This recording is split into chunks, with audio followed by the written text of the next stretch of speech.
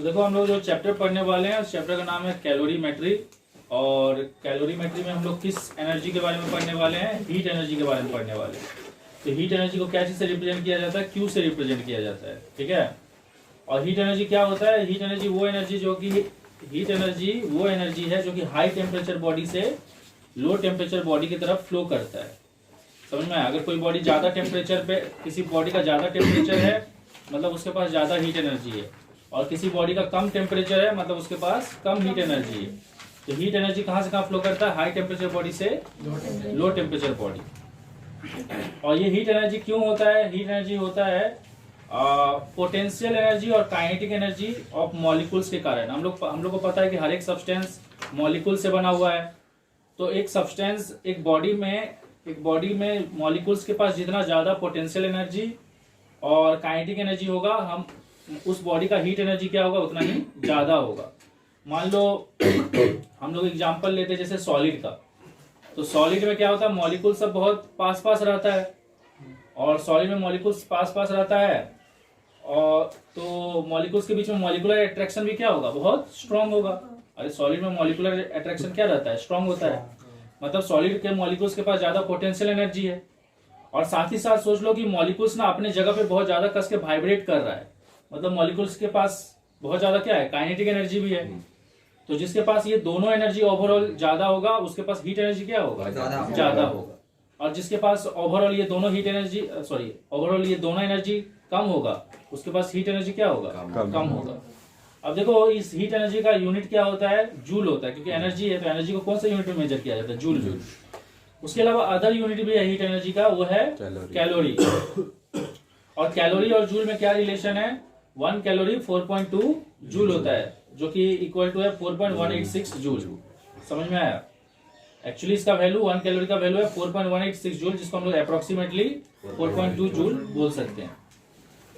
1 calorie का definition क्या है? 1 कैलोरी का डेफिनेशन है कि अगर आप 1 ग्राम वाटर लेते हो, कितना वाटर लेते हो? 1 ग्राम वाटर, और उसका आप हीट देते हो और उसका टेम्परेचर क्या होता है? 1 डिग्री सेल्सियस बढ़ जाता है। मान लो जैसे हम एग्जाम्पल के तौर पर समझा रहे हैं, मान लो एक बीकर है और उसमें पानी है। कितना पानी है? 1 ग्राम, और उसका टेम्परेचर कितना है? सोच लो है 25 डिग्री सेल्सियस। और अगर आप उसको हीट देते हो और उसका टेम्परेचर बढ़ के कितना हो जाता है? 26 डिग्री सेल्सियस। तो कितना डिग्री सेल्सियस बढ़ा? 1 डिग्री सेल्सियस। तब आप कितना हीट दिए? तब आप जो हीट दिए उसका वैल्यू है 1 कैलोरी। तो 1 कैलोरी उतना हीट है जितना हीट देने से 1 ग्राम वाटर का टेम्परेचर 1 डिग्री सेल्सियस बढ़ जाता है। उसके बाद आता है नेक्स्ट टेम्परेचर। टेम्परेचर क्या होता है? टेम्परेचर बताता है कि एक बॉडी कितना गर्म है या कितना ठंडा है। इसलिए वहां पे वर्ड यूज हुआ है डिग्री। डिग्री का मतलब होता है कितना गर्म या कितना ठंडा। तो इसलिए बोला गया डिग्री ऑफ हॉटनेस और coldness of body. Degree of hotness and coldness of body. तो एक बॉडी कितना गर्म है या कितना ठंडा है उसको टेम्परेचर डिफाइन करता है। इस चैप्टर में हम लोग जितना भी न्यूमेरिकल्स पूछा जाएगा उसमें आपको या तो टेम्परेचर केल्विन में दिया रहेगा या सेल्सियस में दिया रहेगा। तो ये कन्वर्सन आपको पता होना चाहिए कि केल्विन इक्वल टू, अगर आप टेम्परेचर को सेल्सियस से केल्विन में कन्वर्ट करना चाहते हो तो आपको सेल्सियस वाला वैल्यू में कितना ऐड करना पड़ेगा? 273। उसके अलावा देखो जब आप टेम्परेचर को केल्विन में कन्वर्ट करते हो तो आपको 273 ऐड करना पड़ेगा। लेकिन जब आप चेंज इन टेम्परेचर फाइंड करते हो, चेंज इन टेम्परेचर मतलब क्या? 2 टेम्परेचर का डिफरेंस। तो उस केस में अगर आप उसको सेल्सियस में भी रखो या उसको केल्विन में भी रखो उससे कोई फर्क नहीं पड़ता। मतलब उस केस में आपको कन्वर्ट करने का जरूरत नहीं है। क्योंकि देखो मान लो कि पहले 0 डिग्री सेल्सियस था, तो 0 डिग्री सेल्सियस का केल्विन में वैल्यू कितना होगा? 273। क्योंकि यहाँ पे अगर आप 0 पुट करोगे तो 0 + 273 कितना होगा? 273 होगा। और सोच लो बाद में टेम्परेचर चेंज हो गया, कितना हो गया? 100 डिग्री सेल्सियस। तो 100 डिग्री सेल्सियस को यहाँ पे पुट करोगे तो उसका केल्विन में वैल्यू कितना होगा? 373, क्योंकि 100 + 273 373 होगा। तो यहाँ पे भी अगर आप चेंज देखोगे, चेंज होगा कितना? 373 - 273, जो कि कितना आ रहा है? 100 आ रहा है। 100 आ रहा है, वैल्यू वाइज 100 आ रहा है। केल्विन आ रहा है वो अलग बात है, लेकिन वैल्यू वाइज 100 आ रहा है। और यहाँ पे भी अगर आप 100 से 0 माइनस करोगे तो कितना आंसर आ रहा है? 100 आ रहा है। तो इससे क्या है कि अगर आप जब भी क्वेश्चन में चेंज इन टेम्परेचर रहेगा तो आपको सेल्सियस को केल्विन में या केल्विन को सेल्सियस में कन्वर्ट करने की जरूरत नहीं है, क्योंकि दोनों का डिफरेंस करने से तो आंसर सेम ही आ रहा है ना। तो आपको तो कैलकुलेशन करके वैल्यू निकालना है। तो उस केस में आप क्या करोगे? टेम्परेचर को ना ही केल्विन को सेल्सियस में, ना ही सेल्सियस को केल्विन में कन्वर्ट करोगे। अरे समझ में आ रहा है कि नहीं? जब क्या चीज फाइंड करना होगा, चेंज इन टेम्परेचर, क्योंकि चेंज इन टेम्परेचर में दोनों का आंसर क्या आ रहा है, सेम आ रहा है। लेकिन अगर आपको सिर्फ सेल्सियस को केल्विन में करना है या केल्विन को सेल्सियस में करना है, कि अगर आपको सोच लो एक ही टेम्परेचर दिया है, मान लो आपको टेम्परेचर दे दिया है 30 डिग्री सेल्सियस और आपको इसको केल्विन में कन्वर्ट करना है, तो फिर आपको केल्विन में कन्वर्ट करने के लिए क्या करना पड़ेगा, 273 ऐड करना पड़ेगा, तो जो कि हो जाएगा 303 केल्विन हो जाएगा। लेकिन अगर आपको चेंज इन टेम्परेचर दे दिया, सोच लो चेंज इन टेम्परेचर दे दिया है, टेम्परेचर में जो बदलाव हो रहा है वो कितना दे दिया है, 10 डिग्री सेल्सियस, तो अगर ये सेल्सियस में तो केल्विन में भी टेम्परेचर में बदलाव कितना होगा, 10 केल्विन होगा। तो जब वैल्यू सेम ही मिल रहा है तो आपको कन्वर्ट करने की जरूरत नहीं है। अरे समझ में आ रहा है कि नहीं? हाँ। और चेंज को क्या चीज से रिप्रेजेंट किया गया, डेल्टा से। अरे डेल्टा मतलब हो गया बड़ा टेम्परेचर माइनस छोटा टेम्परेचर। जब भी आपको मान लो एक टेम्परेचर दे दिया 30 और एक टेम्परेचर दे दिया 5 डिग्री सेल्सियस, तो चेंज कैसे फाइंड करोगे, 30 - 5। अरे समझ में आ रहा है कि नहीं? उसके बाद नेक्स्ट आते हैं हम लोग, अभी देखो हम लोग डिस्कस करेंगे। देखो हीट एनर्जी जो होता है ना, वो दो काम करता है। एक काम करता है हीट एनर्जी, क्या, हीट एनर्जी टेम्परेचर को चेंज करता है, और एक काम क्या करता है, हीट एनर्जी स्टेट को चेंज करता है। दो पर्पस करता है हीट एनर्जी का, दो पर्पस है। पहला पर्पस क्या है, टेम्परेचर को चेंज करना, और दूसरा पर्पस क्या है, स्टेट को चेंज करना। जैसे मैं एक एग्जांपल से समझाता हूँ। मान लो एक आइस है, सोच लो 0 डिग्री सेल्सियस में। आइस कितना डिग्री सेल्सियस पे है, 0 डिग्री सेल्सियस पे। तो आप जैसे इसको हीट दोगे ना, तो इसका टेम्परेचर स्टार्टिंग में नहीं बढ़ेगा, स्टार्टिंग में इसका टेम्परेचर 0 डिग्री सेल्सियस ही रहेगा, और ये क्या बन जाएगा, आइस से वाटर हो जाएगा, क्योंकि अभी स्टेट चेंज हो रहा है। तो अभी आप इसको जो भी हीट दे रहे हो ना, वो इसका टेम्परेचर को चेंज नहीं कर रहा है, वो उसका क्या चीज को चेंज कर रहा है, स्टेट को चेंज कर रहा है। और बाद में अगर आप और हीट दोगे ना, अभी क्योंकि ये वाटर बन चुका है, तो अभी अगर आप इसको और हीट दोगे तो इसका टेम्परेचर क्या होगा, राइज होगा। मान लो इसका टेम्परेचर बढ़ के हो गया 35 डिग्री सेल्सियस। तो देख लो ना, हीट दो रोल प्ले कर रहा है कि नहीं। पहले क्या कर रहा है, स्टेट को चेंज कर रहा है, फिर टेम्परेचर को चेंज कर रहा है। अब यही अगर सोच लो वाटर का टेम्परेचर कहां तक चले जाता है, 100 डिग्री सेल्सियस। उसके बाद अगर आप और हीट दोगे तो फिर से क्या होगा, स्टेट चेंज होगा। पहले वाटर स्टीम में चेंज होगा, और फिर अगर आप और हीट दोगे तो क्या होगा, उसका टेम्परेचर बढ़ेगा। समझ में आ रहा है कि नहीं? तो हम लोग सबसे पहले किस हीट के बारे में डिस्कस कर रहे हैं, जो हीट टेम्परेचर को बढ़ाता है। ओके, और ये जो हीट है ना, जो हीट स्टेट को चेंज करता है, उसके बारे में हम लोग आगे डिस्कस करेंगे।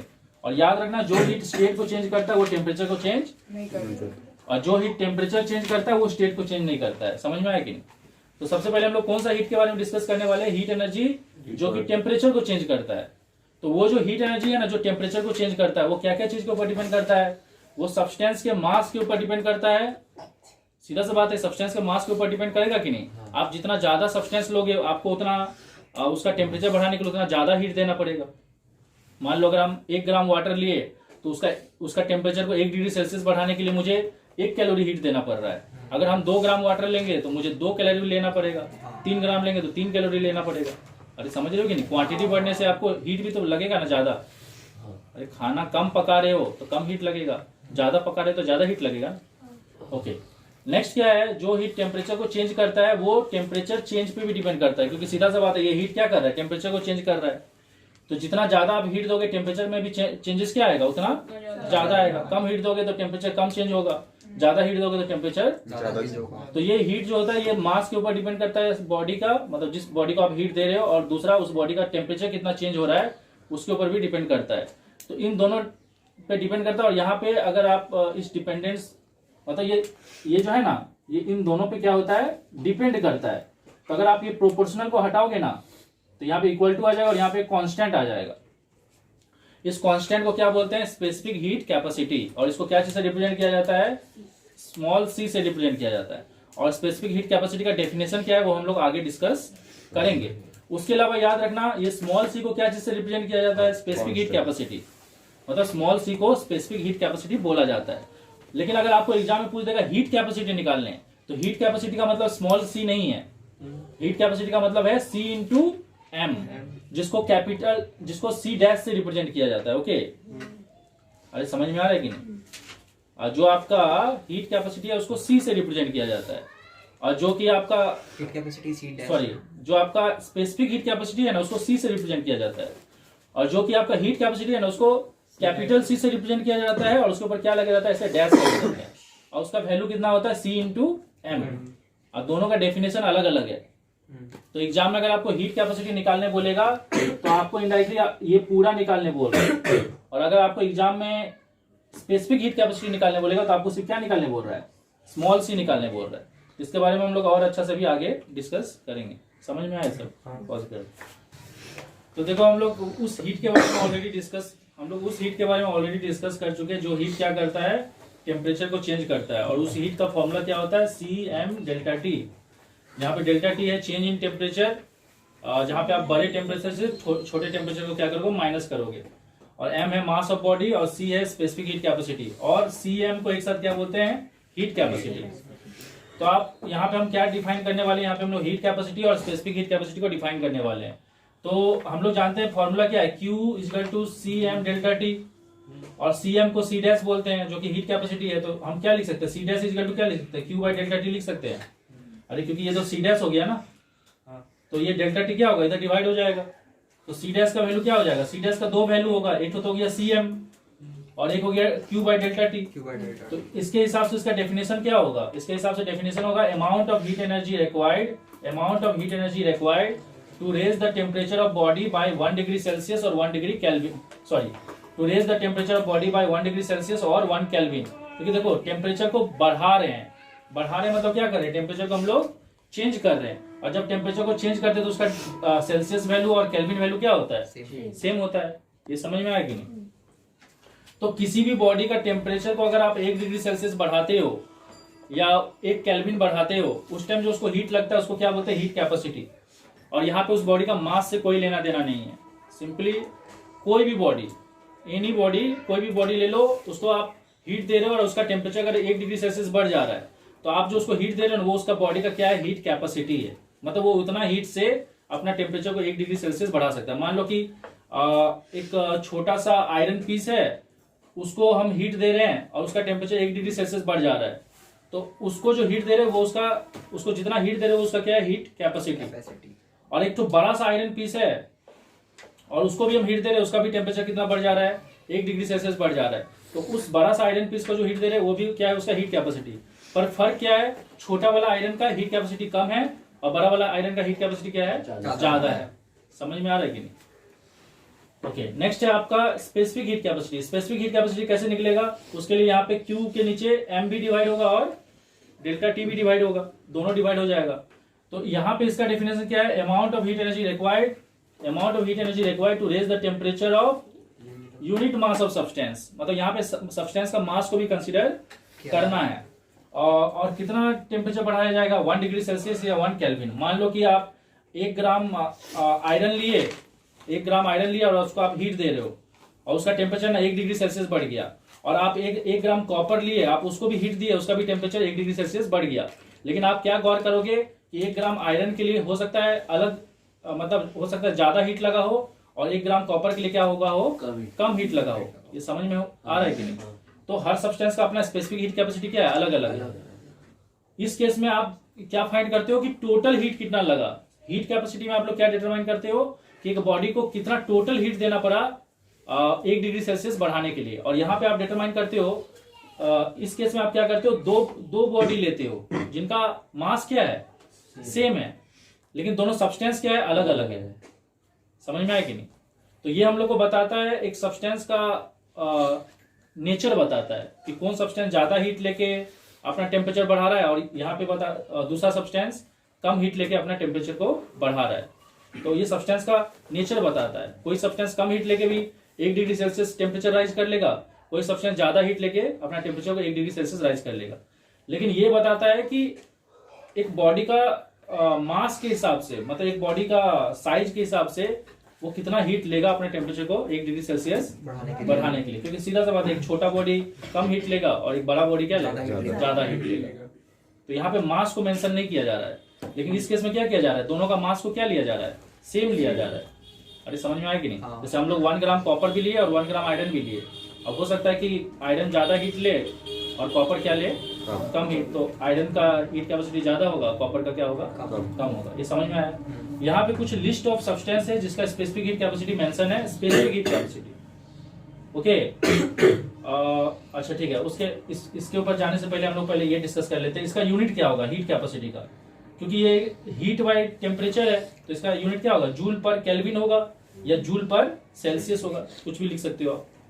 और अगर इसका यूनिट का बात करें तो इसका क्या होगा, जूल पर केजी पर सेल्सियस होगा या जूल पर केजी पर केल्विन होगा।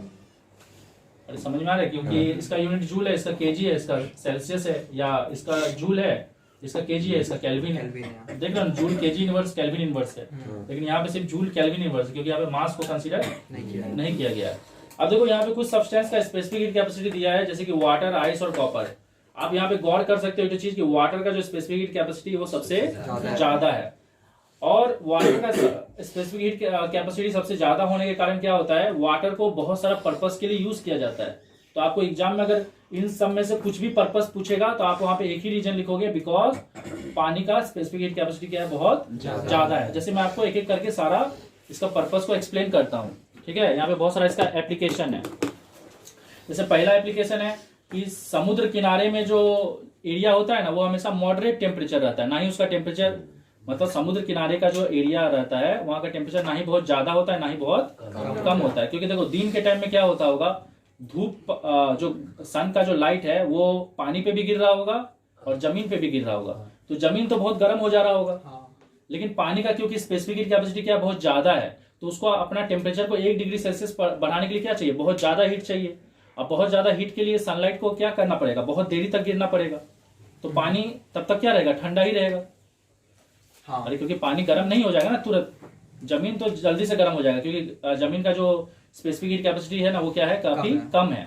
तो वो थोड़ा सा भी गर्मी गिरेगा तो उसका टेम्परेचर क्या होगा, 1 डिग्री सेल्सियस बढ़ जाएगा। लेकिन पानी को अपना टेम्परेचर को 1 डिग्री सेल्सियस तक बढ़ाने के लिए बहुत ज्यादा हीट चाहिए, और सन को उतना हीट देने के लिए सनलाइट को क्या होगा, दिन भर उसके ऊपर गिरना पड़ेगा। तो पानी, क्योंकि पानी बहुत धीरे धीरे गर्म हो रहा है क्योंकि उसका स्पेसिफिक हीट कैपेसिटी ज्यादा है, तो पानी लगभग ठंडा ही रहेगा।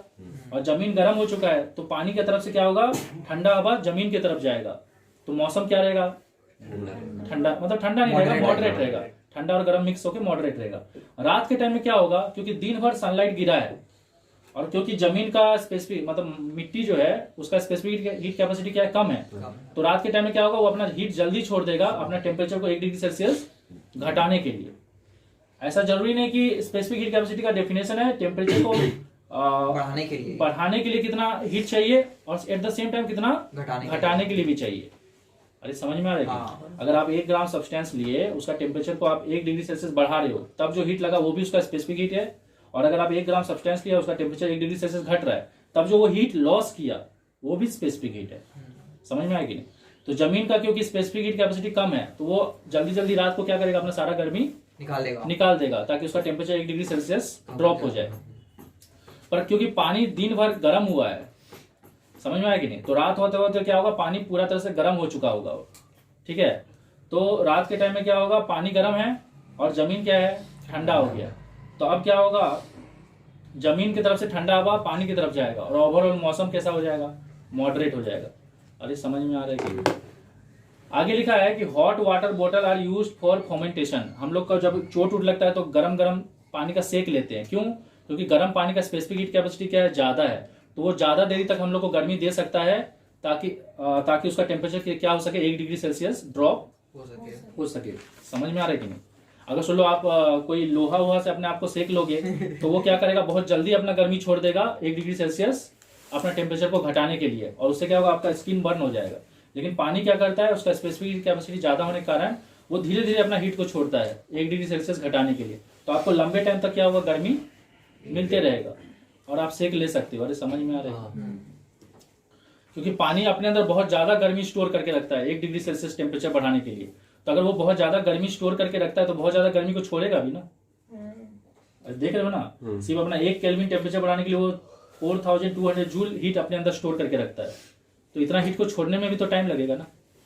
ओके, नेक्स्ट क्या लिखा है, water is used as effective coolant. गाड़ी सब जो होता है उसमें इंजन को ठंडा रखने के लिए क्या डाला जाता है, पानी डाला जाता है, क्योंकि पानी का स्पेसिफिक हीट कैपेसिटी क्या है, बहुत ज्यादा है, तो वो अपना टेम्परेचर को 1 डिग्री सेल्सियस बढ़ाने के लिए कंटिन्यूसली क्या करते रहेगा, गर्मी लेते रहेगा, तो उससे क्या रहेगा, इंजन ठंडा रहेगा। अगर आप पानी की जगह कुछ और यूज करते, सुन लो आप आयरन यूज करते, वो क्या करता, तुरंत गर्मी ले लेता और खुद ही इतना गर्म हो जाता कि इंजन को और गर्म कर देता। अरे समझ में आ रहा है। आगे लिखा है जो वाइन सब रहता है ना ठंडे कंट्री में, क्योंकि वाइन जम ना जाए तो इसलिए उसको पानी में रखा जाता है। तो पानी क्या करता है, कंटिन्यूसली उस वाइन को गर्मी प्रोवाइड करते रहता है, तो वाइन क्या होता है, जमता नहीं है। फार्मर जो होते हैं ना ठंडे जगह पे, वो अपने खेत में क्या करते हैं, पानी डाल देते हैं, क्योंकि पानी का स्पेसिफिक कैपेसिटी ज्यादा है। तो पानी क्या होगा, कंटिन्यूसली अपना गर्मी छोड़ते रहेगा सराउंडिंग में, ताकि उसका टेम्परेचर 1 डिग्री सेल्सियस ड्रॉप हो सके, और पानी जमेगा नहीं। और पानी अगर नहीं जमेगा तो जो क्रॉप है वो भी जमेगा नहीं तो अगर क्रॉप जम जाता तो क्या होता, फ्रॉस्ट बाइट होता, उसका जो प्लांट सब है उसका सेल सब क्या होता, बस्ट हो जाता। क्योंकि हम लोग जानते हैं जब टेम्परेचर 4 डिग्री सेल्सियस से नीचे चले जाता है तो एनामोलस एक्सपेंशन हो जाता है। प्लांट्स और एनिमल का बॉडी जो है वो वाटर से, मतलब मैक्सिमम वाटर से बना हुआ है। जैसे हमारे बॉडी में ही बोला जाता है 70% से ज्यादा वाटर है। ये वाटर क्या करता है, ठंडा के टाइम में ना हम लोग को ठंडा से बचाता है। कैसे बचाता है, क्योंकि हमारा बॉडी का के अंदर क्या है, वाटर है। तो वाटर क्या होता है, सराउंडिंग में धीरे धीरे गर्मी को छोड़ता है, तो हमारा टेम्परेचर एक ही बार में तुरंत ड्रॉप नहीं हो जाता है, क्योंकि हमारे वाटर क्या करता है, बहुत ज्यादा गर्मी को स्टोर करके रखता है। और उसी तरह से गर्मी के टाइम में क्या होता है, वाटर सराउंडिंग से धीरे धीरे गर्मी एब्जॉर्ब करता है, क्योंकि वाटर को गर्म होने के लिए 1 डिग्री सेल्सियस गर्म होने के लिए क्या होना चाहिए, बहुत ज्यादा गर्मी चाहिए। और बहुत ज्यादा गर्मी के लिए उसको सराउंडिंग से तो उतना गर्मी मिलेगा नहीं, तो वो धीरे धीरे गर्मी लेगा अपने टेम्परेचर को बढ़ाने के लिए। तो इससे हम लोग को गर्मी से क्या करेगा, बचाएगा। आगे लिखा है base of cooking pan. Cooking pan जो होता है ना, उसका बेस को मोटा बनाया जाता है। क्यों मोटा बनाया जाता है, ताकि उसका हीट कैपेसिटी बढ़ सके। बढ़ने से फायदा क्या है कि कुकिंग पैन ना बहुत ज्यादा गर्मी लेगा अपना टेम्परेचर को 1 डिग्री सेल्सियस बढ़ाने के लिए। अब क्योंकि कुकिंग पैन बहुत ज्यादा गर्मी ले चुका है, तो अगर आप चूल्हा को बंद भी कर दोगे, गैस चूल्हा को बंद भी कर दोगे, तभी कुकिंग पैन बहुत ज्यादा गर्मी स्टोर करके रख, क्योंकि उसका हीट कैपेसिटी ज्यादा है। कौन सा कुकिंग पैन, जो थिक है, मोटा है, तो वो क्या करेगा, अगर आप चूल्हा को बंद भी कर दोगे तब भी क्या होगा, खाना को कंटिन्यूसली गर्मी मिलते रहेगा। अरे समझ में आ रहा है। और आगे लिखा है कि जो हीट मेजरिंग डिवाइस होता है ना, जो हीट मेजरिंग डिवाइस होता है उसको पतला कॉपर से बनाया जाता है। पतला कॉपर से क्यों बनाया जाता है, पतला कॉपर होने से उसका हीट कैपेसिटी कम हो जाता है। तो वो अपना, तो उसको जो भी हीट दिया जाता है ना बाहर से, मान लो इसके अंदर वाटर है और मुझे वाटर का टेम्परेचर राइज को स्टडी करना है, तो अगर हम लोग यहाँ पे पतला कॉपर का वेसल लेंगे, इसका हीट कैपेसिटी कम है, किसका हीट कैपेसिटी कम है, कॉपर वेसल का, तो ये ना अपना टेम्परेचर को बढ़ाने के लिए कम ही हीट लेगा और मैक्सिमम हीट किसको ट्रांसफर कर देगा, वाटर को। अगर सोच लो यहाँ पे तुम मोटा वाला कॉपर का ये लेते तो उसका खुद का टेम्परेचर को बढ़ाने के लिए वो ज्यादा हीट ले लेता और बाद में और वाटर को वो बहुत कम हीट लेने देता। अरे समझ में आ रहा है कि नहीं। जिसका हीट कैपेसिटी ज्यादा है वो ज्यादा हीट लेगा अपने आप को गर्म करने के लिए। तो पहले तो वो अपने ऊपर फोकस करता है ना, बाद में तो पानी लेट से गर्म होता है। और पतला वाला लेने से क्या है कि वो जितना भी गर्मी है ना उससे अपना 1 डिग्री सेल्सियस क्या हो रहा है, थोड़ा सा हीट में ही बढ़ जा रहा है और बाकी बचा हुआ हीट जल्दी से किसको मिल जा रहा है, वाटर को। और जब हम लोग खाना पकाते हैं तो हम लोग मोटा वाला पैन क्यों लेते हैं, क्योंकि हम लोग चाहेंगे ना कि रोटी थोड़ा मतलब स्पीड में ना पक जाए। पता चला कि तुम ऐसे आटा का रोटी बना के डाले और पतला वाला पैन लिए हो, तो पतला वाला पैन क्या होगा, अपने कम गर्मी लेगा और मैक्सिमम गर्मी को रोटी को दे देगा, तो रोटी जल जाएगा। मोटा पैन होने से क्या होगा, उसको धीरे धीरे गर्मी देगा तो रोटी आराम से पकेगा। अरे समझ में आ रहा है। तो यहाँ पे देखो वही लिखे हैं कि मेजरिंग डिवाइस जो होता है ना, मेड ऑफ थिन कॉपर। क्यों बनाया जाता है थिन कॉपर से, उसका हीट कैपेसिटी कम हो जाए, so that heat absorb by vessel will be negligible. Vessel अपने लिए हीट कम लेगा and most of heat pass to the material inside container. और मोस्ट ऑफ हीट किसको चले जाएगा, उस कंटेनर, सॉरी उस सब्सटेंस को चले जाएगा जो कि कंटेनर के अंदर है। ये सारा चीज समझ में आया। चलिए हम लोग को पता है कि थिक कॉपर जो है वो ज्यादा मॉलिक्यूल से बना होगा और थिन कॉपर जो होगा वो कम मॉलिक्यूल से बना होगा। तो हम लोग सिर्फ समझने के लिए क्या मान लिए कि यहाँ पे 4 मॉलिक्यूल से और वहां पे कितना 2 मॉलिक्यूल से।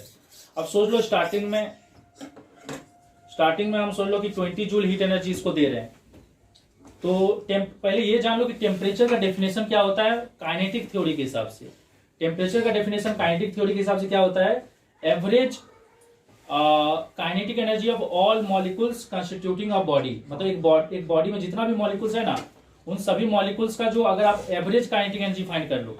एवरेज काइनेटिक एनर्जी का मतलब होता है हर एक मॉलिक्यूल का इंडिविजुअल काइनेटिक एनर्जी। जैसे कि सोच लो मैं इसको कितना हीट एनर्जी दे रहा हूं, 20 जूल, तो 20 जूल हो गया हीट एनर्जी। हीट एनर्जी देखो काइनेटिक थ्योरी के हिसाब से हीट एनर्जी का डेफिनेशन क्या होता है? हीट एनर्जी का डेफिनेशन होता है sum of kinetic energy of all molecules constituting a body. इसमें जितना भी मॉलिक्यूल्स है ना, उन सभी मॉलिक्यूल्स का काइनेटिक एनर्जी को अगर आप ऐड कर दोगे तो वो क्या हो जाएगा, उस पूरा बॉडी का क्या हो जाएगा, हीट एनर्जी हो जाएगा। अगर आप उस सारे मॉलिक्यूल्स का क्या चीज को ऐड कर दोगे, काइनेटिक एनर्जी को, तो उससे जो आंसर आएगा वो क्या हो जाएगा, उस पूरा बॉडी का हीट एनर्जी हो जाएगा। लेकिन टेम्परेचर का डेफिनेशन क्या होता है? टेम्परेचर का डेफिनेशन होता है कि जितना भी काइनेटिक एनर्जी है ना सारे मॉलिक्यूल्स का, उसका अगर आप एवरेज निकाल दोगे तो एवरेज कैसे निकालोगे बताओ? जैसे सोच लो कि इसके अंदर जितना भी मॉलिक्यूल्स है ना, उन सभी का अगर आप काइनेटिक एनर्जी को ऐड करते हो तो टोटल वैल्यू कितना आ रहा है, 20 जूल। मतलब इसके पास कितना हीट एनर्जी है, 20 जूल है। और अगर हम एवरेज निकालेंगे तो एवरेज कैसे निकलेगा, 20 divide by number of molecules, जो कि हो जाएगा 5। और जो एवरेज वैल्यू होता है ना, उसी को क्या बोलते हैं, टेम्परेचर बोलते हैं। सारा काइनेटिक एनर्जी का, सारे मॉलिक्यूल्स का काइनेटिक एनर्जी का एवरेज को क्या बोलते हैं, टेम्परेचर बोलते हैं। तो उस हिसाब से यहाँ पे हर एक मॉलिक्यूल्स का टेम्परेचर कितना है, 5 डिग्री सेल्सियस। और अगर हर एक मॉलिक्यूल का टेम्परेचर 5 डिग्री सेल्सियस, मतलब पूरा बॉडी का टेम्परेचर कितना दिखाएगा, 5 डिग्री सेल्सियस। ये स्टार्टिंग कंडीशन है, ये समझ में आया। और यहाँ पे देखो, यहाँ पे 2 मॉलिक्यूल है और इसके पास कितना हीट एनर्जी है, 10 जूल है।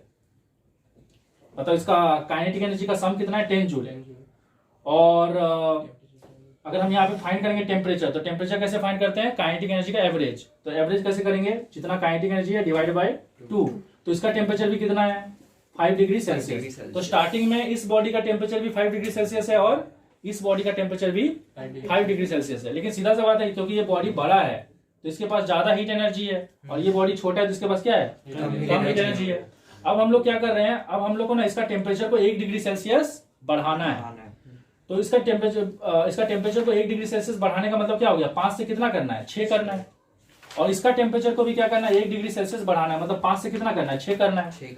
तो इसका टेम्परेचर को 5 से 6 करने के लिए हीट एनर्जी को कितना बढ़ना पड़ेगा, 4 जूल बढ़ना पड़ेगा। जैसे पहले कितना हीट एनर्जी था इसके पास, 20 जूल था। और अगर हम सोच लो इसमें हीट एनर्जी दिए 4 जूल हीट एनर्जी दिए, तो अभी इसके पास कितना हीट एनर्जी हो गया, 24 जूल। और 24 जूल का अगर आप एवरेज निकालोगे 24/4 तो कितना आ रहा है, 6, क्योंकि यहाँ पे 4 मॉलिक्यूल है ना।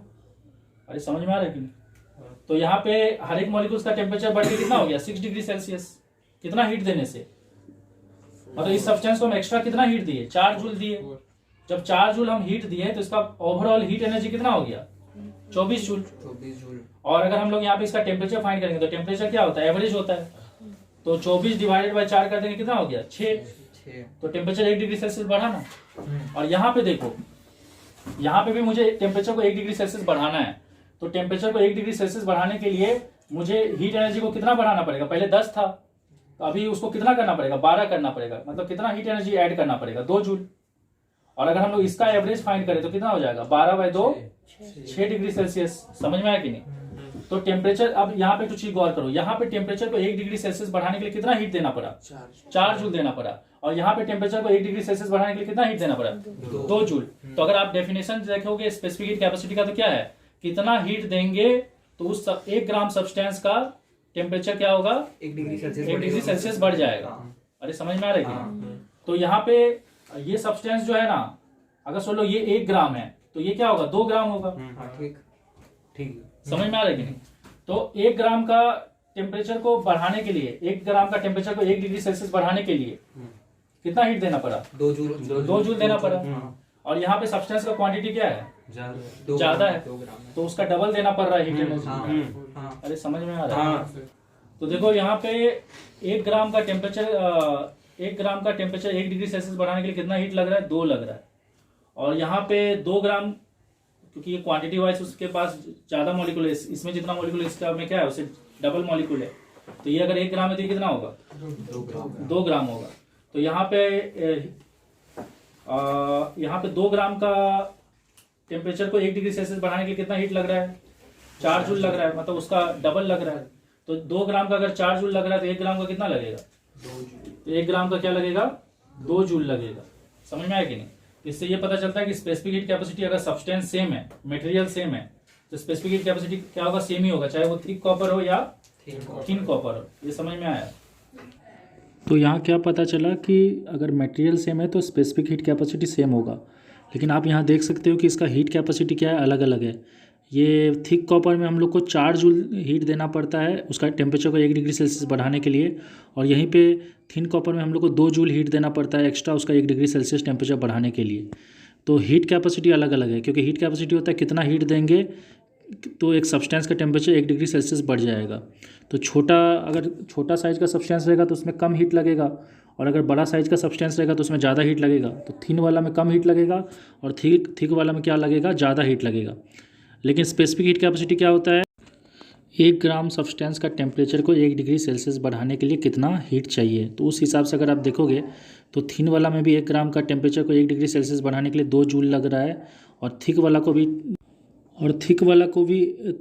भी 1 ग्राम का टेम्परेचर को 1 डिग्री सेल्सियस बढ़ाने के लिए 2 ही जूल हीट एनर्जी लग रहा है। तो इस हिसाब से पता चल रहा है कि स्पेसिफिक हीट दोनों का सेम है। चलो ठीक है। तो देखो उस टाइम हम लोग डिस्कस कर रहे थे, हम लोग क्या डिस्कस किए थे कि उस हीट के बारे में हम लोग डिस्कस किए थे जो हीट क्या करता है, टेम्परेचर को चेंज करता है। लेकिन अभी हम लोग उस हीट के बारे में डिस्कस करेंगे जो क्या करता है, स्टेट को चेंज करता है।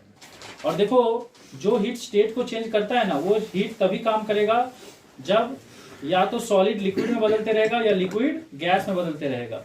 मतलब सॉलिड क्या होता रहेगा, मेल्ट होकर लिक्विड बनता होगा। तो सॉलिड लिक्विड में कब मेल्ट होगा, मेल्टिंग पॉइंट पे। और लिक्विड जो है वो गैस में चेंज होता रहेगा, वो कौन सा पॉइंट पे होगा, बॉइलिंग पॉइंट पे। उसी तरह से जो गैस है वो लिक्विड में चेंज होगा, कौन सा पॉइंट पे, कंडेंसेशन पॉइंट पे। और जो आपका लिक्विड है वो सॉलिड में चेंज होते रहेगा, कौन सा पॉइंट पे, फ्रीजिंग पॉइंट पे। तो जब भी कोई चीज फ्रीज होते रहता है या कोई चीज मेल्ट होते रहता है या कोई चीज वेपराइज होते रहता है या कोई चीज कंडेंस होते रहता है, उस टाइम जो हीट लगता है वो हीट क्या करता है, वो हीट सिर्फ स्टेट को चेंज करता है, टेम्परेचर को चेंज नहीं करता है। तो जो हीट स्टेट को चेंज करता है वो हीट क्या चीज के ऊपर डिपेंड करता है, वो हीट डिपेंड करता है उस सब्सटेंस का मास के ऊपर डिपेंड करता है। सिर्फ किसके ऊपर डिपेंड करता है, मास के ऊपर, क्योंकि इसका काम टेम्परेचर चेंज करना तो है नहीं, इसको सिर्फ क्या चीज चेंज करना है, स्टेट को चेंज करना है। तो बस इसको ये क्या देखेगा कि कितना सब्सटेंस है, जितना मान लो कि अगर 1 kg वाटर है तो उस हीट को आपको उसमें से क्या करना है, इतना हीट निकालना है कि वो 1 kg वाटर क्या बन जाए, 1 kg आइस में चेंज हो जाए। अरे समझ में आ रहा है कि नहीं। तो ये सिर्फ मास के ऊपर डिपेंड करता है। और जैसे देखो ये सिर्फ मास के ऊपर डिपेंड कर रहा है, तो जैसे ही आप इस प्रोपोर्शनल को हटाओगे ना तो यहाँ पे क्या आ जाएगा, एक कांस्टेंट आ जाएगा। और उस कांस्टेंट को क्या बोलते हैं, स्पेसिफिक लैटेंट हीट कैपेसिटी। क्या बोलते हैं, स्पेसिफिक लैटेंट हीट कैपेसिटी। और स्पेसिफिक लैटेंट हीट कैपेसिटी को कैसे डिफाइन करते हैं, वो स्पेसिफिक लैटेंट हीट को डिफाइन करते हैं कि जैसे कि देखो इसको डिफाइन कैसे करेंगे हम लोग, L इक्वल टू क्या हो जाएगा, Q बाई M। तो स्पेसिफिक लैटेंट हीट को कैसे डिफाइन करेंगे, अमाउंट ऑफ हीट, कितना हीट को या तो किसी सब्सटेंस को देंगे। अगर मुझे सॉलिड को सोच लो लिक्विड में बदलना है तो हम लोग को हीट क्या करना पड़ेगा, देना पड़ेगा। और अगर हम लोग को लिक्विड को सॉलिड में बदलना है तो हम लोग को उतना हीट उसमें से निकालना पड़ेगा या लेना पड़ेगा। तो अमाउंट ऑफ हीट एब्जॉर्ब, एक सब्सटेंस कितना हीट को एब्जॉर्ब करता है या कितना हीट को लिबरेट करता है, मतलब छोड़ता है। क्या चीज करने के लिए, अपना स्टेट को चेंज करने के लिए, बिना क्या चीज को चेंज किए, टेम्परेचर को चेंज किए। समझ में आया कि नहीं। तो कितना हीट लिबरेट होगा या कितना हीट एब्जॉर्ब होगा एक सब्सटेंस के द्वारा, वो सब्सटेंस का मास कितना होना चाहिए, यूनिट मास होना चाहिए। ओके, यूनिट मास मतलब वो सब्सटेंस 1 ग्राम हो सकता है, 1 kg हो सकता है, मतलब वैल्यू 1 होना चाहिए।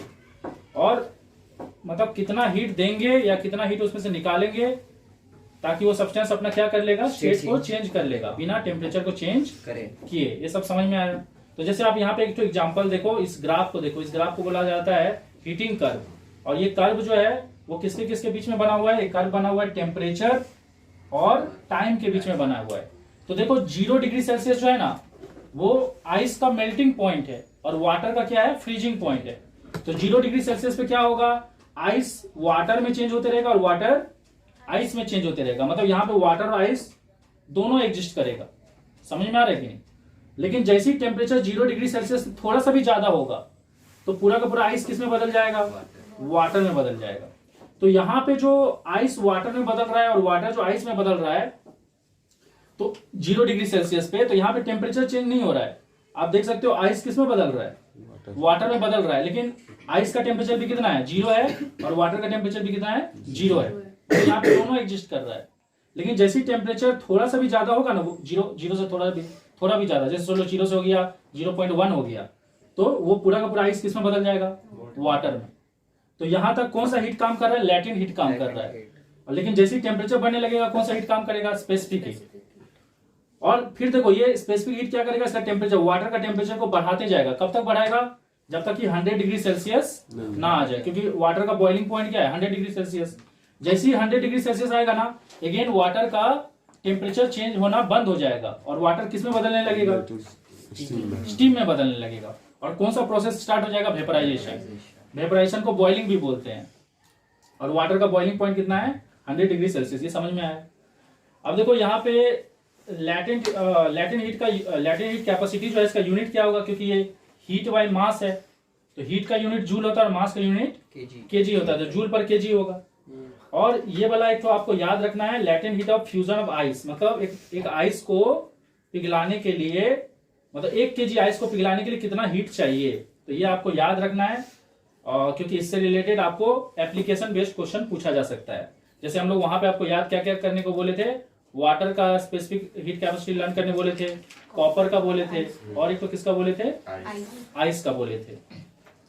तो उसी तरह से आपको ये आइस का क्या याद रखना है, लैटेंट हीट कैपेसिटी भी याद रखना है। कि मतलब अगर आप 1 केजी आइस को पिघलाना चाहते हो बिना उसका टेम्परेचर को चेंज किए, तो आपको कितना हीट देना पड़ेगा, 336,000, मतलब लगभग 3,36,000 इतना हीट देना पड़ेगा, इतना जूल हीट देना पड़ेगा 1 केजी आइस को पिघलाने के लिए। उसके अलावा यहाँ पे देखो, यहाँ पे कुछ स्टेट चेंज को क्या प्रोसेस बोलते हैं उसको हम एक्सप्लेन किए हैं। जैसे जब सॉलिड लिक्विड में बदलता है तो उसको मेल्टिंग और फ्यूजन बोलते हैं, और जब लिक्विड गैस में बदलता है तो उसको वेपराइजेशन बोलते हैं, और जब सॉलिड गैस में बदलता है तो उसको सब्लिमेशन बोलते हैं, और जब गैस सॉलिड में बदलता है उसको क्या बोलते हैं, डिपोजिशन। जब गैस किस में बदलता है, सॉलिड में, उसको क्या बोलते हैं, डिपोजिशन। उसी तरह से जब लिक्विड सॉलिड में बदलता है तो उसको क्या बोलते हैं, फ्रीजिंग, और जब गैस लिक्विड में बदलता है उसको बोलते हैं कंडेंसेशन। समझ में आया।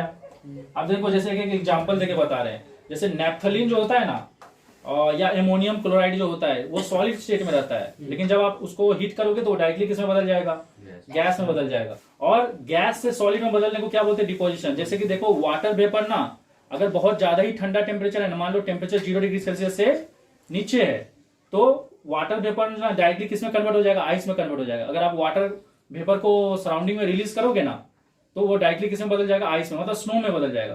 तो स्नो फॉर्मेशन कैसे होता है, स्नो फॉर्मेशन में जो वाटर वेपर रहता है वो डायरेक्टली किस में बदल जाता है, सॉलिड में बदल जाता है, और लिक्विड स्टेट से गुजरता नहीं है। उसी तरह से फ्रीजिंग का एग्जांपल क्या हो गया, जब वाटर किस में बदल जाएगा, आइस में। और मेल्टिंग का एग्जांपल क्या हो गया, जब आइस किस में बदल जाएगा, वाटर में। और वेपराइजेशन का एग्जांपल क्या हो गया, जब वाटर किस में बदल जाएगा, स्टीम में।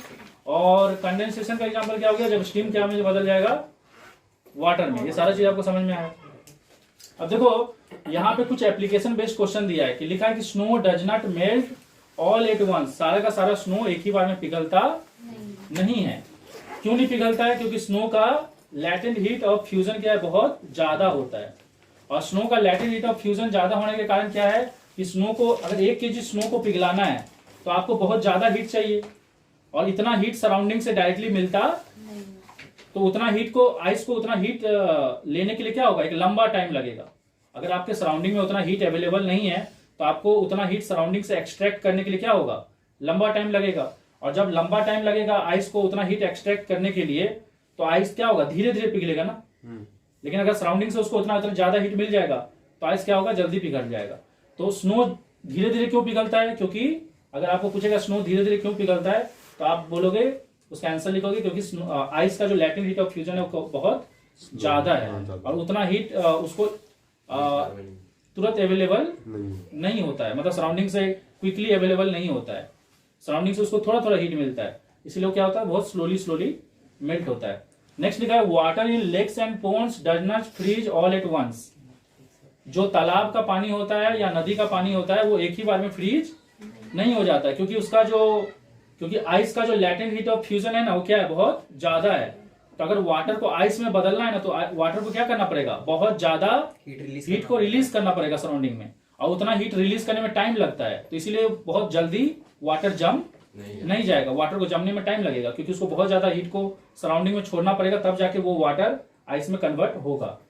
ड्रिंक जो है वो ज्यादा अच्छा से कूल किस में हो सकता है, आइस में, देन वाटर, कोल्ड वाटर। अगर सुन लो कि एक कंटेनर है, हमारे पास 2 कंटेनर है, इसमें इसका टेम्परेचर भी 0 डिग्री सेल्सियस है और इसका टेम्परेचर भी 0 डिग्री सेल्सियस है, लेकिन इसमें क्या है, आइस है और इसमें क्या है, वाटर है। समझ में आया कि नहीं? तो अगर आप कोल्ड ड्रिंक बोतल को इसमें डालोगे ना तो वो ज्यादा ठंडा होगा। क्यों ज्यादा ठंडा होगा?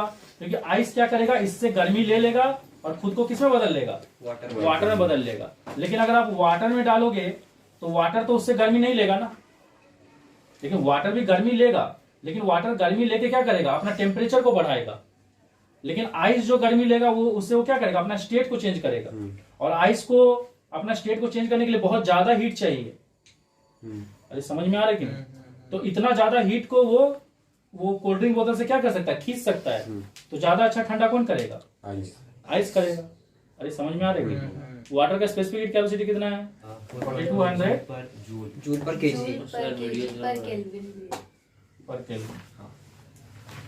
तो देखो आइस जब वाटर में, आइस क्या करेगा, ये जो कोल्ड ड्रिंक बोतल को अगर आप आइस वाला बैग में डालोगे तो वो उससे कितना हीट को एक्सट्रैक्ट करेगा, 3,36,000 जूल को हीट को एक्सट्रैक्ट करेगा। लेकिन अगर आप इसको वाटर में डालोगे तो वो उससे सिर्फ कितना हीट को एक्सट्रैक्ट करेगा, 4,200 जूल को एक्सट्रैक्ट करेगा। अरे समझ में आ रहा है कि नहीं? क्योंकि स्पेसिफिक हीट कैपेसिटी वाटर का कितना है, 4,200, और लैटेंट हीट फ्यूजन आइस का कितना है, 3,36,000। तो ज्यादा हीट कौन खींच सकता है, आइस खींच सकता है। तो आइस ज्यादा ठंडा करेगा। अरे समझ में आ रहा है कि नहीं? तो देखो इसमें से कोई भी सवाल पूछेगा ना, इसमें से तीनों सवाल में से कुछ भी सवाल पूछेगा, आप उसमें ये पॉइंट पक्का ऐड करोगे कि लैटेंट हीट ऑफ फ्यूजन जो है आइस का बहुत ज्यादा है। इसका मतलब latent heat of fusion of ice बहुत ज्यादा, इसका मतलब होता है कि अगर आइस को पिघलना है तो उसको इतना हीट चाहिए, और वाटर को अगर आइस बनना है तो उसको भी इतना हीट छोड़ना पड़ेगा। तो इसका आंसर लिखोगे water in lakes and ponds एक ही बार में फ्रीज नहीं हो जाएगा, क्योंकि उसको फ्रीज होने के लिए इतना ज्यादा हीट को क्या करना पड़ेगा, सराउंडिंग में छोड़ना पड़ेगा। So it will take time, तो तुरंत थोड़ी फ्रीज हो जाएगा। और स्नो सारा एक ही बार में नहीं पिघल जाएगा, क्योंकि स्नो को पिघलने के लिए इतना ज्यादा हीट चाहिए, वो भी 1 kg को चाहिए। तो बहुत सारा स्नो होगा तो उसके हिसाब से तो बहुत हीट चाहिए ना। अरे 1 kg के लिए इतना है तो 2 kg के लिए इसका डबल लगेगा, 4 kg के लिए, तो इतना हीट उसको ऑल एट वंस तो नहीं मिल जाएगा, तो ये भी धीरे धीरे पिघलेगा। और कोल्ड ड्रिंक को ये ज्यादा ठंडा क्यों कर सकता है आइस, क्योंकि आइस 1 kg कोल्ड ड्रिंक से इतना ज्यादा हीट को एक्सट्रैक्ट कर सकता है, और वाटर 1 kg से कितना एक्सट्रैक्ट कर सकता है, सिर्फ 4,200 एक्सट्रैक्ट कर सकता है। तो ज्यादा हीट जो एक्सट्रैक्ट करेगा, ज्यादा हीट जो खींचेगा कोल्ड ड्रिंक से, वही ना उसको ज्यादा ठंडा करेगा। तो बस ये लिखना है। तो सारा का कहानी इससे स्टार्ट करेगा। देख ये एक कंटेनर है जिसमें 40 ग्राम वाटर है और उसका टेम्परेचर कितना है, 60 डिग्री सेल्सियस। ये जो पानी है ना, इसको एक दूसरा कंटेनर में मिक्स किया गया, ये गर्म पानी है, इसको एक दूसरा कंटेनर में जो पानी है उससे मिक्स किया गया। ये जो दूसरा वेसल या कंटेनर है, उसमें कितना पानी है पहले से, 50 ग्राम है, और उसका टेम्परेचर कितना है, 20 डिग्री सेल्सियस।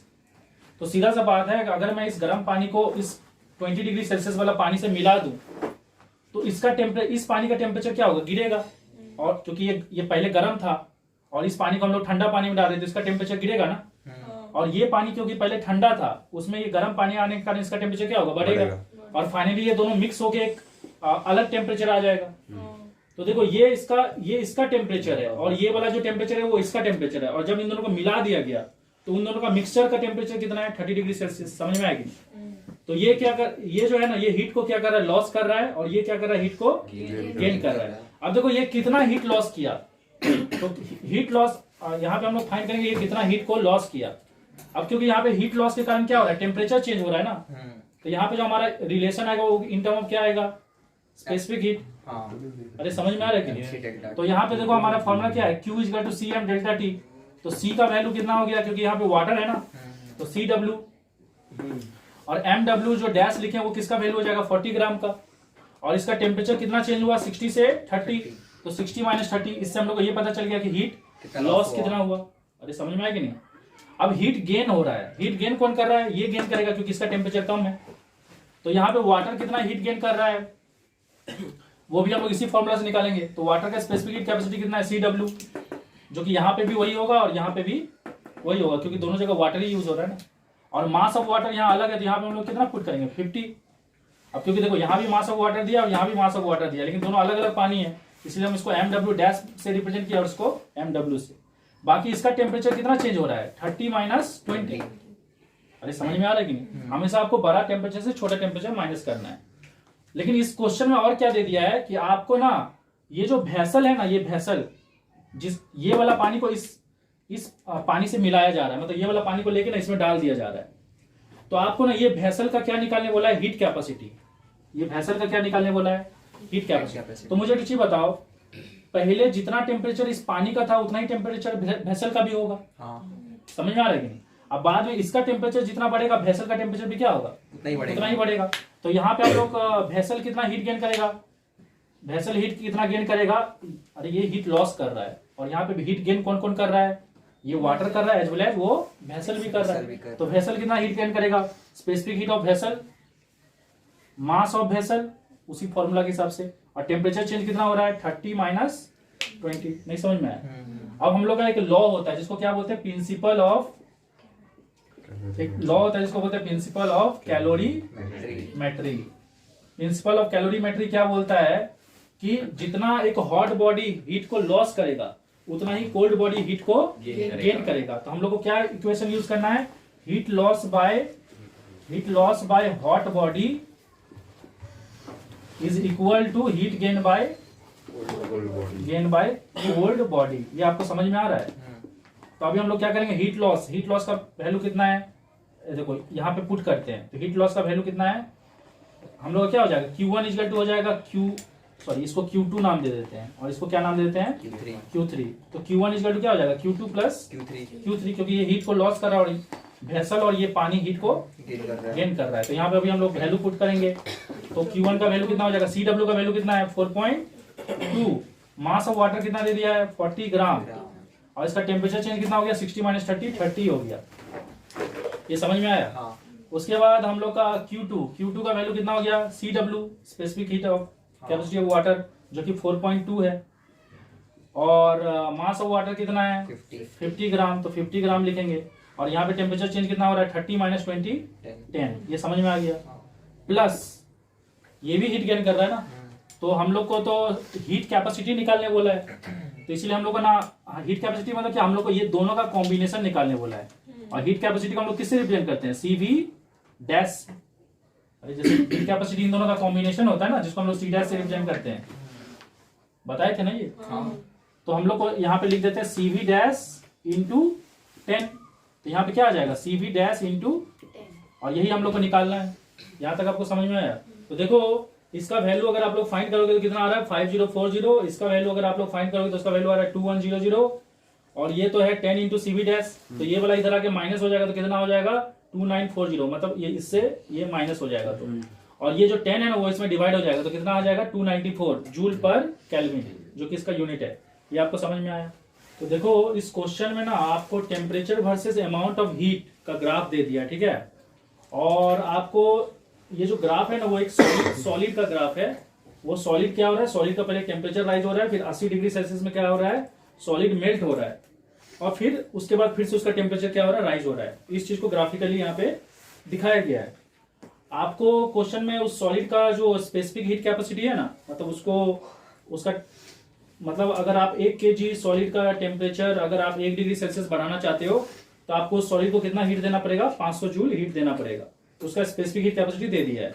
और आपको दो चीज निकालने बोला है यहाँ पे, एक तो उस सॉलिड का मास निकालने बोला है, और दूसरा उस सॉलिड का क्या निकालने बोला है, लैटेंट हीट ऑफ फ्यूजन, मतलब लैटेंट हीट ऑफ फ्यूजन निकालने बोला है, ठीक है। ये दोनों चीज समझ में आया आपको?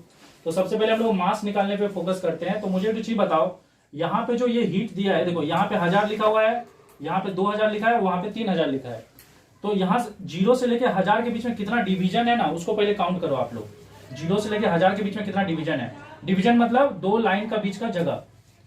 तो कितना डिवीजन हो गया, 1 2 3 4 5, टोटल 5 डिवीजन है कि नहीं। तो हम लोग बोल सकते हैं कि ये जो 5 डिवीजन है वो कितना के बराबर है, 1000 जूल के बराबर। तो एक डिवीजन कितना जूल के बराबर हो जाएगा, 200 जूल। 1000 बाई 5 करेंगे तो 200 जूल हो जाएगा। तो हम लोग का जो ये जो टेम्परेचर राइज हो रहा है 0 से लेके 80 तक, वो कितना कितना तक राइज हो रहा है, कितना डिवीजन तक काउंट करो, 1 डिवीजन, 2 डिवीजन, 3 डिवीजन और 4 डिवीजन। तो हम लोग का 4 डिवीजन में कितना हीट एनर्जी हो जाएगा, 800 जूल।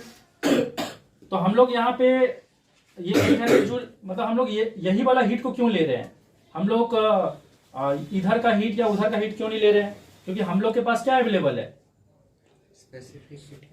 Specific heat capacity. और स्पेसिफिक हीट कैपेसिटी का काम क्या है, टेम्परेचर को बढ़ाना। तो यहाँ पे ये सॉलिड का टेम्परेचर क्या हो रहा है, बढ़ रहा है ना, और उसके बाद सॉलिड क्या हो जा रहा है, मेल्ट हो जा रहा है। तो ये अपना सॉलिड स्टेट में कब तक रह रहा है, ये अपना सॉलिड स्टेट में कब तक रह रहा है, 0 से लेके 800 जूल हीट एनर्जी तक ही रह रहा है ना। उसके बाद तो वो लिक्विड बन जा रहा है। अरे नहीं समझ रहे हो? ओके, तो हम लोग का ये 800 जूल, अगर हम लोग 800 जूल देंगे तो इसका टेम्परेचर कितना बढ़ जाएगा, 0 से कितना बढ़ जाएगा, अगर हम लोग 800 जूल देंगे तो इसका टेम्परेचर कितना बढ़ जाएगा, 0 से 80 बढ़ जाएगा। नहीं समझ में आया? तो यहाँ पे हम लोग का हीट का फॉर्मूला क्या हो जाएगा, C solid into mass of solid into delta T. Delta T मतलब चेंज इन टेम्परेचर। तो टेम्परेचर कितना चेंज हुआ, देखो 0 से कितना चेंज हो गया, 80। तो क्या लिखेंगे, 80 माइनस 0 और 800 जूल हो गया। और specific heat capacity of solid दे दिया, कितना दे दिया है, 500 दे दिया है। और मास ऑफ सॉलिड हम लोग यहाँ से निकाल सकते हैं, क्योंकि हम लोग का पहला वीडियो क्या निकालने बोला है, मास ऑफ सॉलिड। अरे समझ में आ रहा है क्या? तो ये हो जाएगा 80। तो फाइनली हमारा मास ऑफ सॉलिड कितना हो जाएगा, 800 जूल डिवाइडेड बाय 500 इंटू 80। तो ये 80 कट जाएगा, यहाँ पे 10 जा, 0 0 जा, कितना हो जाएगा 1/50, जो कि हो जाएगा 0.02 kg। अरे समझे कि नहीं? देखो, तो 0 से लेके 80 डिग्री सेल्सियस तक ये सॉलिड स्टेट में था, और 80 डिग्री सेल्सियस इसका क्या है, मेल्टिंग पॉइंट है। मेल्टिंग पॉइंट है मतलब वहां पे सॉलिड जो है किस में बदल रहा है, लिक्विड में बदल रहा है। समझ में आ रहा है कि नहीं? और फिर 80 डिग्री सेल्सियस से ऊपर जाओगे तो आपको सिर्फ ये सॉलिड कौन सा स्टेट में मिल जाएगा, लिक्विड स्टेट में मिल जाएगा। तो 80 डिग्री सेल्सियस पे क्या होगा, टेम्परेचर चेंज नहीं होगा, क्या चेंज होगा, स्टेट चेंज होगा। तो हम लोग को अगर लैटेंट हीट कैपेसिटी निकालना है तो हम लोग को कौन सा हीट लेना पड़ेगा, जो हीट टेम्परेचर को चेंज नहीं कर रहा है, बल्कि किसको चेंज कर रहा है, स्टेट को चेंज कर रहा है, जो कि कहां से कहां हो रहा है, ये वाला डिवीजन से ये वाला डिवीजन तक हो रहा है। तो इसके बीच में काउंट करो कितना डिवीजन है, 1 2 3 4 डिवीजन है ना। तो दैट मीन्स हमारा जो हीट स्टेट को चेंज कर रहा है वो भी कितना है, 4 डिवीजन के बराबर है। और एक डिवीजन 200 जूल होता है, तो 4 डिवीजन कितना होगा, 800 जूल। तो हमारा हीट हो गया यहाँ पे 800 जूल।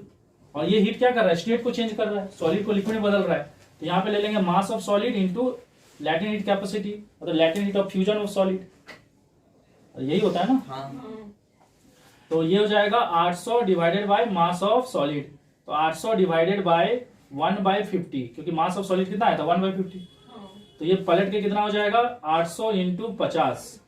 तो ये हो जाएगा 40, और बाकी इसमें और 3 तो 0 ऐसे लग जाएगा। तो ये हो जाएगा जूल पर केजी। अरे समझे कि नहीं? तो इतना हो गया इसका लैटेंट हीट ऑफ फ्यूजन का कैपेसिटी। मतलब अगर आप 1 केजी अगर आप इस सॉलिड का 1 केजी को पिघलाना चाहते हो तो आपको कितना हीट देना पड़ेगा, 40,000 जूल देना पड़ेगा।